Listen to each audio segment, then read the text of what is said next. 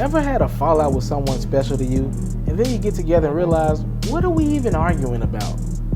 Well, the Los Angeles Clippers had somewhat of a bromance last offseason when DeAndre Jordan had basically an I promise agreement with Mark Cuban and the Dallas Mavericks. But the Clippers, aka Doc Rivers, Paul Pierce, Chris Paul, and Blake Griffin, actually went to Jordan's house right before the actual free agent signing period started and convinced Jordan to stay in LA.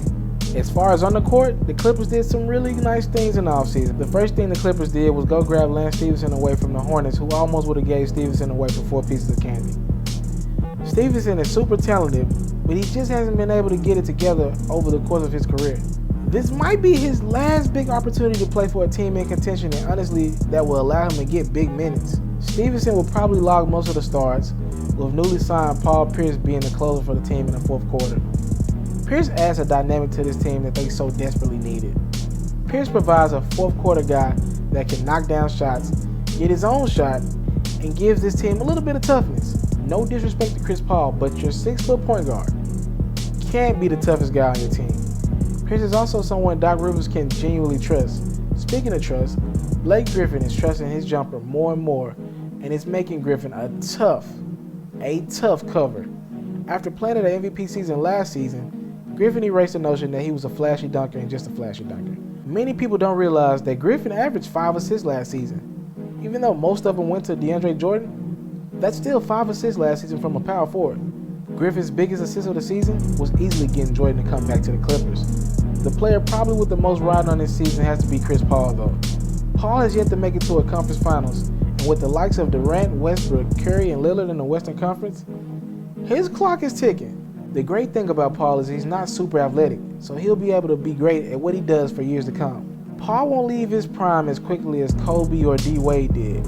I don't think Paul gets enough credit for his feel of the game. He knows every spot on the court, and the Clippers will need every bit of it this season. Jamal Crawford still plays for this team, right? He's so consistent as the first guy off the bench that I think we take for granted just how good he is. He still has the sickest handle in the game, no disrespect to Stephen Curry, and no one in the history of the NBA has been able to knock down more three-pointers after getting fouled than he has. JJ Redick is still a valuable shooter in this league.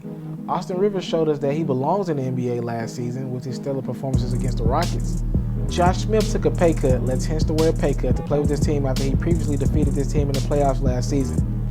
Overall, the Clippers will need a couple things to fall in their favor, sort of like the Golden State Warriors had happen last season, if this team wants to compete for a championship.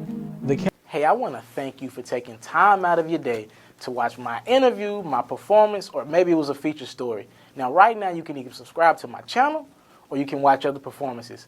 Thank you for taking the time out. It's Itsmrtaliaferro.com. No problem. You got to take me through your last month and a half, 2 months of your life. What has this all been like for you overall?